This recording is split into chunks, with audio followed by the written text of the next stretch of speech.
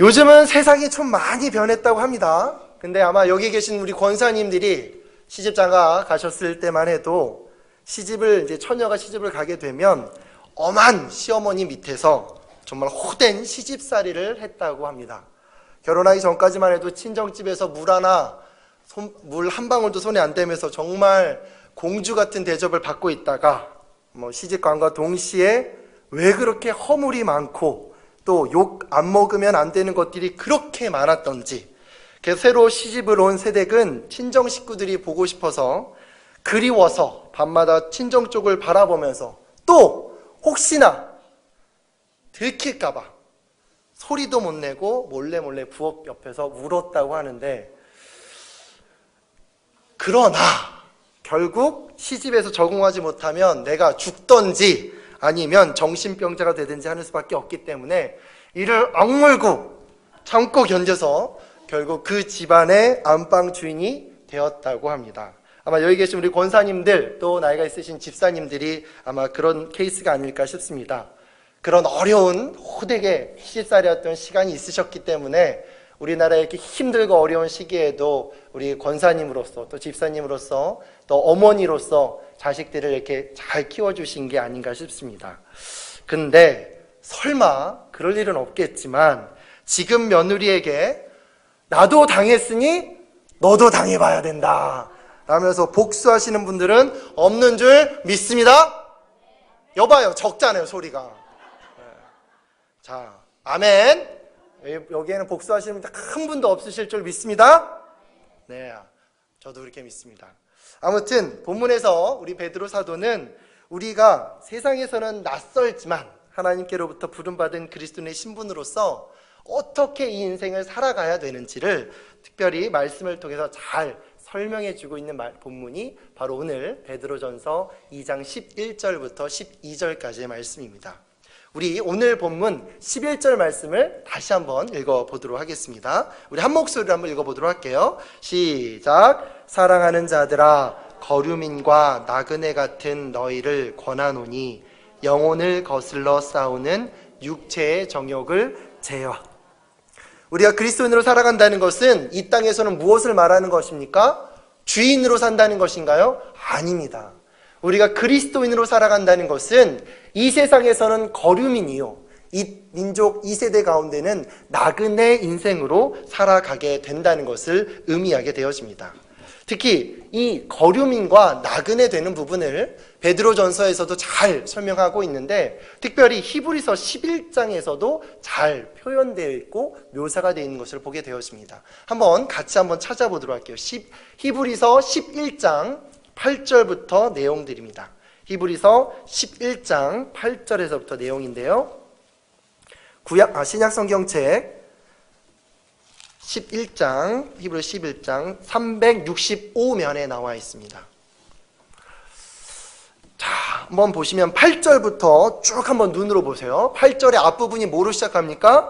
믿음으로. 자, 9절은 뭘로 시작하나요? 믿음으로. 11절은 뭘로 시작하나요? 믿음으로. 12절의 마지막에 보게 되면 또 뭐가 나옵니까? 13절에 다 믿음을 따라 라고 이렇게 나오고 있습니다. 근데 중요한 것은 13절 하반부에 이렇게 믿음으로 세상을 사는 분들에게 성경은 무엇이라고 그 정체성을 정의하고 있냐면 이렇게 하고 있습니다. 또 땅에서는 외국인과 나그네임을 증언하였으니. 순서를 잘 주의 있게 한번 보시기 바랍니다. 먼저가 무엇입니까? 외국인. 두 번째가 어떻게 해요? 그 다음이 나그네라는 것입니다. 내가 먼저 외국인이 되어야 나그네가 된다는 것이죠. 믿음으로 살았던 분들, 정말 오직 믿음으로 살았던 이 분들이 어떻게 이 땅에서 이 세대 가운데 정체성을 갖고 살아가신다고요? 첫째는 외국인으로서, 둘째는 나그네로서 살아가게 된다는 것입니다. 14절에 왜 그들이 나그네로서 살아가게 되는지를 아주 잘 설명하고 있는데요. 그들이 이같이 말하는 것은 자기들이 본향 찾는 자임을 나타냄이라.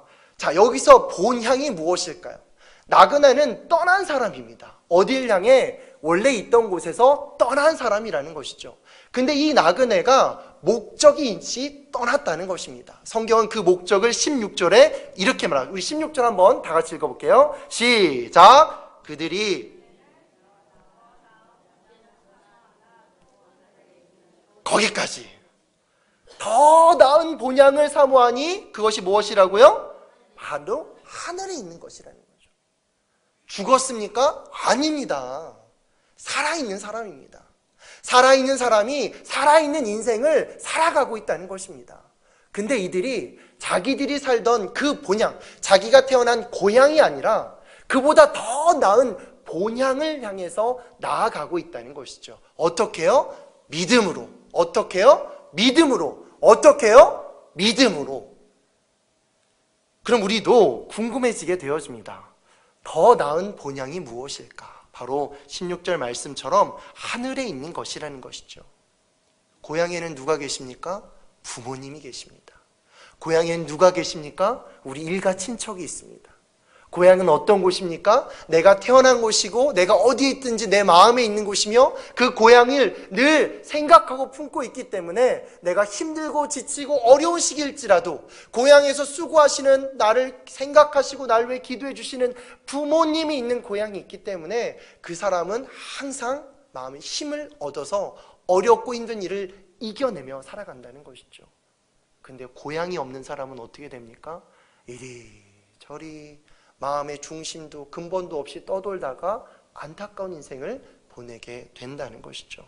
성경은 하나님을 믿음으로 믿는 모든 사람들에게 바로 나그네 외국인이라고 말하고 있습니다. 왜요? 우리가 무엇이 됐기 때문에요? 우리가 예수 그리스도를 믿음으로 구주로, 예수 그리스도를 나의 구주로 영접하는 바로 그 순간 우리는 하늘나라의 시민이 되기 때문에 그렇다는 것이죠. 그리고 그 순간부터 우리는 자연스럽게 이 땅에서는 누가 되는 것입니까? 외국인이고 나그네가 된다는 것입니다. 하지만 우리는 믿음으로 살면서 그렇게 본향을 향해 나아가지만 그 하나님을 알지 못하는 사람들은 이 땅의 삶이 전부인 것으로만 알기 때문에 이 땅을 살아가는 믿음 없는 사람들은 그렇기 때문에 이 땅의 나그네가 될 수 없다는 것이죠.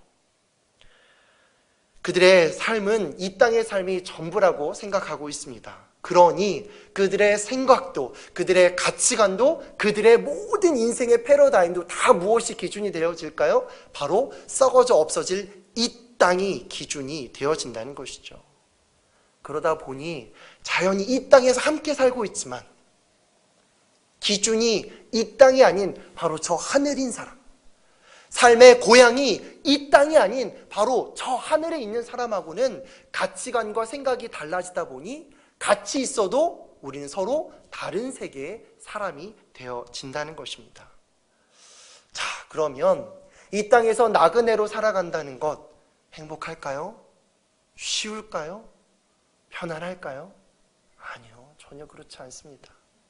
고향을 떠나 타향살이 한다는 것이 얼마나 외롭고 슬프고 지치고 내가 마음 둘 곳 없는지는 아마 고향을 떠나서 서울살이를 하고 계시는 우리 성도님들이라면 아마도 다 아실 것입니다. 그렇기 때문에 하나님은 우리에게 말씀을 통해 말씀해 주시는 것입니다. 나그네가 참다운 나그네답게 살아가며 인생을 실패하는 것이 아니라 이 땅을 나그네로서의 삶을 살아가면서 승리할 수 있는 그 방법, 어떻게 살아가면 되는지를 오늘 베드로전서는 우리에게 말씀해 주고 있다는 것이죠. 특별히 이 두 구절 말씀은 그 방법을 세 가지로 말하고 있는데요. 첫 번째, 함께 따라했으면 좋겠어요. 첫 번째, 육체의 정욕을 제어해야 한다. 저녁들 다 안 드셨나 봐요. 목소리가 너무 작은데. 자, 맞습니다. 11절 말씀에 보면은 영혼을 거슬려 싸우는 육체의 정욕을 제어하라 라고 나와 있습니다. 우리 속에는요, 선한 것과 악한 것, 즉 하나님이 우리의 영혼이 거룩한 욕망을 향해 정말 하나님을 섬기고자 하는 그 거룩한 마음과 세상의 것을 추구하려는 부패한 욕망이 서로 싸우고 있다는 것입니다. 우리 속에 있는 이 부패한 욕망을 우리가 어떻게 다스려서 우리 영혼이 찾고 있는 그 거룩한 본향을 향해서 나아갈 수 있을지가 바로 나그네 인생의 승리의 관건이라는 것입니다. 우리의 대적은 사실 외부에 있는 것이 아닙니다. 아마 우리 성도님들 아실 텐데 미국의 유명한 부용사였고 전도자였던 D.L. 무디 선생님은 그는 이렇게 말합니다. 나에게 있어 가장 큰 골칫거리는 바로 D.L. 무디다. 즉 가장 큰 문제는 밖에서 있는 것이 아니라 바로 내 안에 나의 문제라는 것이죠. 우리의 대적이 그럼 어디에 있다는 것입니까? 바로 내부, 즉 내 안에 있다는 것입니다. 내 영혼이 거룩한 본향을 향해서 나아가려고 열심으로 하고 있는데 반대로 내 육신의 정욕은 자꾸만 이 세상의 것들을 추구하려고 하고 또 이 세상의 것들을 가지려고 하고 이 세상에서 높아지려고 다른 사람들을 깔아뭉개면서 다른 사람들을 비방하면서 다른 사람들을 죽여가면서 밟고 올라가려고 한다는 것이죠. 성경은 우리에게 분명하게 말하고 있습니다. 영혼의 거룩한 행전을 방해하고 있는 우리의 이런 내적인 욕망을 잘 다스리며 마땅히 버려야 할 것을 버리면서 주께서 우리를 향해 보여주신 그 영광스러운 삶의 목표를 향해 계속 삶의 발걸음을 옮겨 나갈 수 있는가? 아니면 그 환경이 좋아서 그대로 멈춰설 것인가? 이것이 바로 부르심을 받은 나그네 그리스도인의 삶의 성패가 있다는 것을 기억하시기 바랍니다. 우리는 나그네입니다. 나그네는 머물러 있는 사람이 아니라는 것이죠. 우리가 아무리 유럽과 아무리 성지순례를 가서 와 좋다, 와 멋있다, 와 편안하다 한다 할지라도 그곳은 우리의 집이 아닙니다. 들려갈 여행지일 뿐이라는 것이죠. 우리가 정말 있어야 될 곳은 어디입니까? 바로 나의 고향, 나의 부모가 있는, 나의 삶의 터전이 있는, 바로 나의 삶의 목적이 있는 곳이 바로 그곳이라는 것이죠. 그래서 그런 나그네 인생들은 둘째로 선한 행실에 힘쓰며 살아야 됩니다. 12절 말씀 우리 다시 한번 같이 읽어보도록 하겠습니다. 베드로전서 2장 12절 말씀입니다. 시작.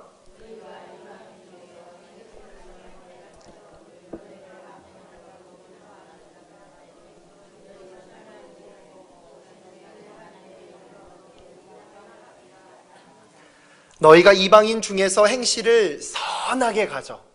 여기서 말하는 선한이라는 말은 보기 좋은, 가치 있는, 덕스러운 것을 뜻하고 있습니다. 즉 다른 말로 선하다라는 뜻은 무엇이냐면 그리스도를 증거하는 올바른 일을 한다라는 의미라는 것이죠. 성도님들은 말씀처럼 그리스도인이라는 사실을 간증할 수 있는 올바른 일들을 행하며 살아가고 계십니까? 너희가 이방인 중에서 행실을 선하게 가져. 다시 말하면 우리는 예수 그리스도를 믿음으로 말미암아 우리의 시민권은 더 이상 이 땅이 아닌 바로 하늘, 천국 시민권자입니다. 우리는 지금 이 땅을 살아가고 있지만 우리의 삶의 정체성은 나그네 인생이라는 것이죠. 즉 나그네.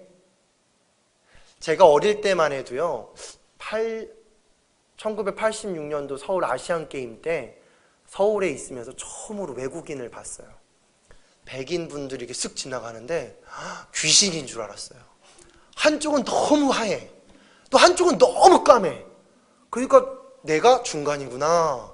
근데 다 중간에 있는 사람들, 그 사람들 한두 명 지나가면 어떻게 해요? 눈이 이렇게 많은 사람이 있어도 다른 일을 하다도 그 사람 쑥 지나가면 어떻게 합니까? 쓱 이렇게 따라갑니다. 그 사람이 가까이 있건 멀리 있건 내가 아는 사람이 모르는 건 이상한 사람 쓱 지나가면 쓱 보게 된다는 것이죠. 나그네가 바로 그렇다는 것입니다. 나그네는요 생각과 가치관과 문화와 관습이 달라요. 다르다 보니까 그들이 옳다고 하는 것들이 우리에선 옳지 않은 것이 되어집니다. 우리가 맞다고 하는 것들이 그들에게는 틀리다고 얘기가 될 수 있다는 것이죠. 그래서 나그네는 어디 가면 티가 나요, 안 나요? 티가 납니다. 왜냐하면 다르기 때문에 그렇다는 것이죠. 우리도 마찬가지입니다.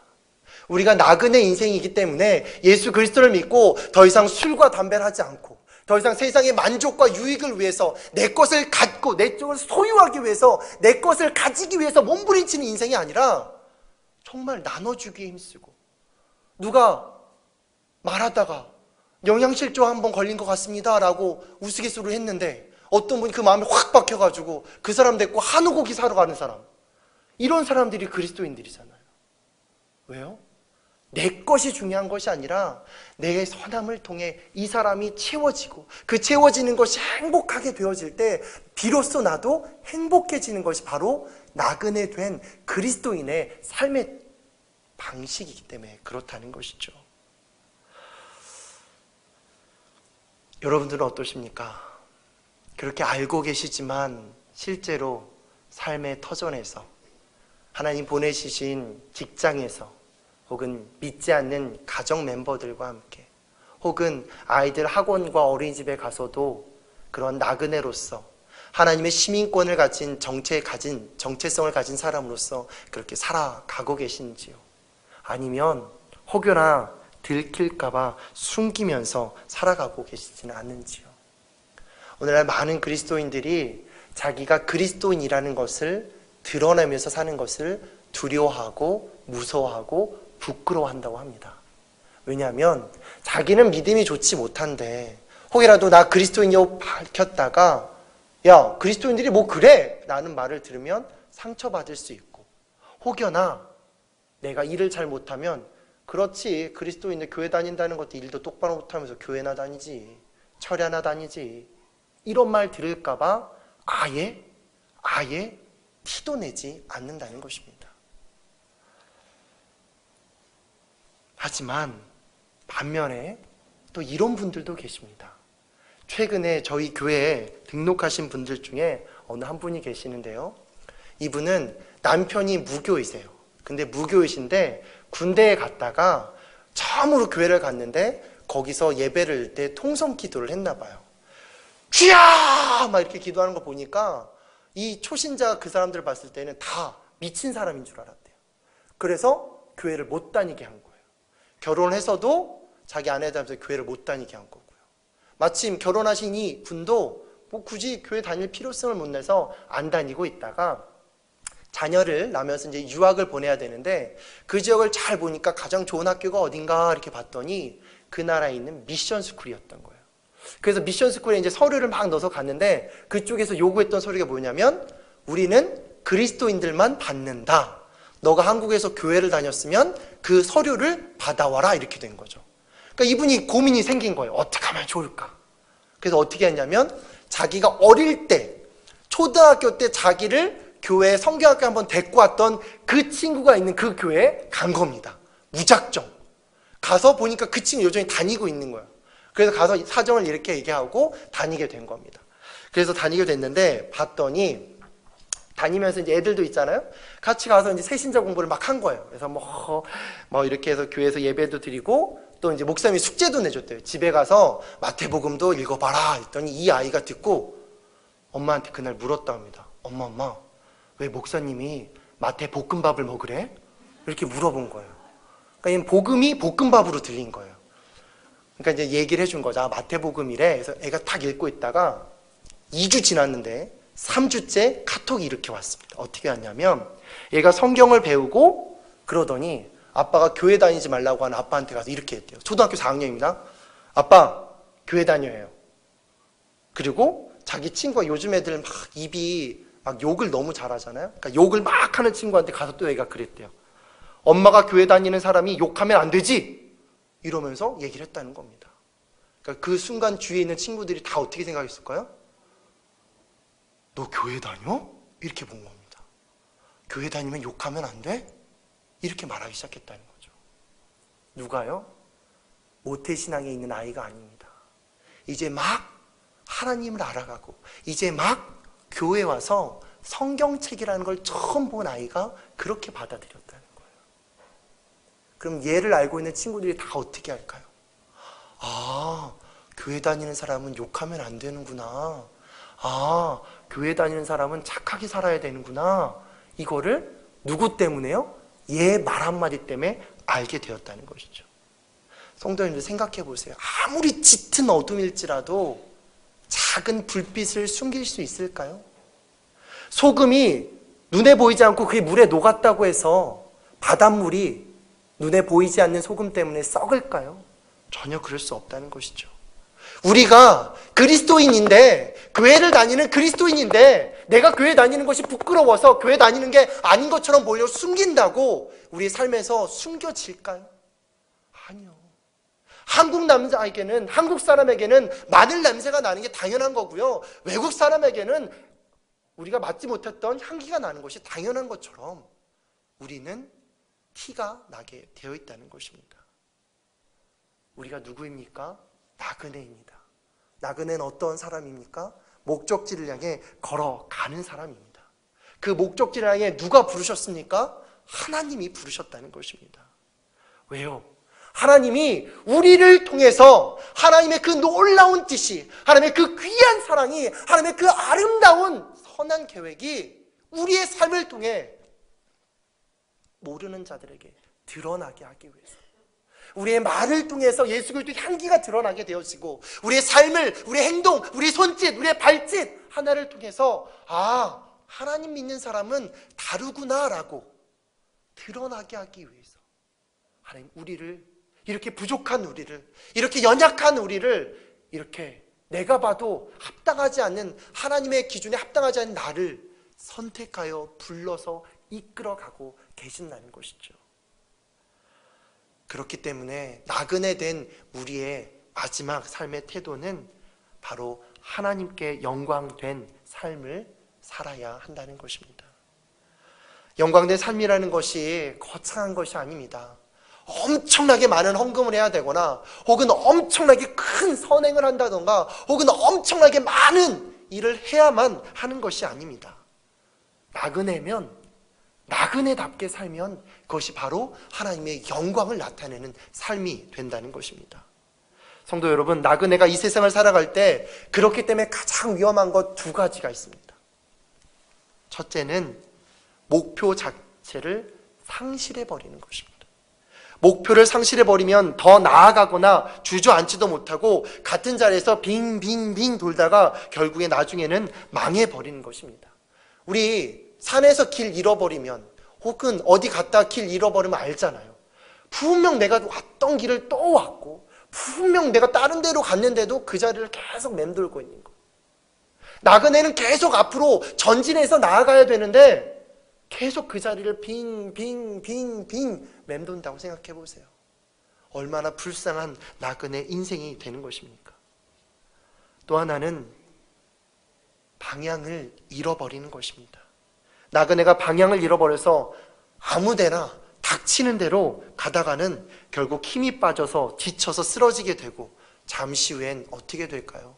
당연히 독수리밥이나 들짐승의 먹이가 되고 마는 것입니다. 우리가 예수를 믿는 우리의 가치관은 세상과는 구별되게 되어 있습니다. 그래서 세상의 것을 추구하며 그것이 목표가 되어 있던 우리의 인생이 예수 그리스도를 믿음으로, 예수 그리스도 안에서 그 지식이 가장 고상하고 가장 귀하다는 것을 알게 되면 그것이 목표가 되어서 세상에서 자기가 추구했던 모든 것들을 배설물을 여기면서 쓰레기통에 버린다는 것이죠. 여기까지는 좋아요.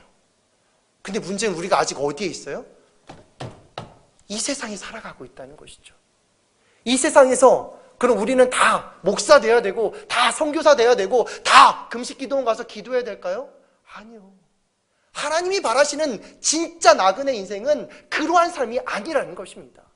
그렇게 부르심을 받은 사람은 그렇게 부르신 대로 살고, 이 땅 속에서 누군가의 엄마로서, 누군가의 선생님으로서, 누군가의 부인으로서, 누군가의 딸로서 사는 사람은 내게 주어진 그 환경 안에서 하나님께 대하듯, 그 사람이 비록 나에게 오해를 하게 하고 악한 일을 하고 선을 베풀었는데 악으로 갚은다 할지라도 12절 말씀처럼 나의 믿음을 내가 증거하는 것이 아니라 그 악했던 사람이 그럼에도 불구하고 선한 일을 통해 그 선을 베풀었던 내 모습을, 내 믿음을 보고, 하나님 다시 이 땅에 오셨을 때 이 사람 때문에 내가 당신을 알게 됐습니다. 혹은 내가 이 사람 때문에 하나님을 믿게 됐습니다고 내 믿음 내가 아닌 내 믿음 다른 사람이 전해준다면 그것이 얼마나 기쁘고 감사한 일이 될까요? 이 땅을 살아가면서 나그네로서 살아간다는 것, 가장 귀하고 가치 있는 목표와 또한 섬김은 바로 세상을 돕고 섬기기 위해 성취가 아닌 섬김과 사랑에 있다는 것을 기억하고 살아가는 것인 줄 믿습니다. 그래서 하나님이 나그네와 같은 우리의 삶에 목표와 방향을 잃어 인생의 길을 헤매지 말라고 두 가지의 영적인 무전기를 주셨습니다. 전 오늘 이 두 가지의 이야기만 하고 저의 설교를 마치려고 합니다. 바로 하나는 내비게이션과 같은 성경 말씀입니다. 하나님의 말씀은 일방적이지 않습니다. 하나님의 말씀은 쌍방향 커뮤니케이션 통로입니다. 그때도 지금도 앞으로도 하나님은 우리에게 성경 66권을 통해 이 말씀을 통해 우리의 우리의 인생의 길, 우리가 나아가야 될 방향성, 우리가 추구해야 될 목표를 말씀해 주신다는 것이죠.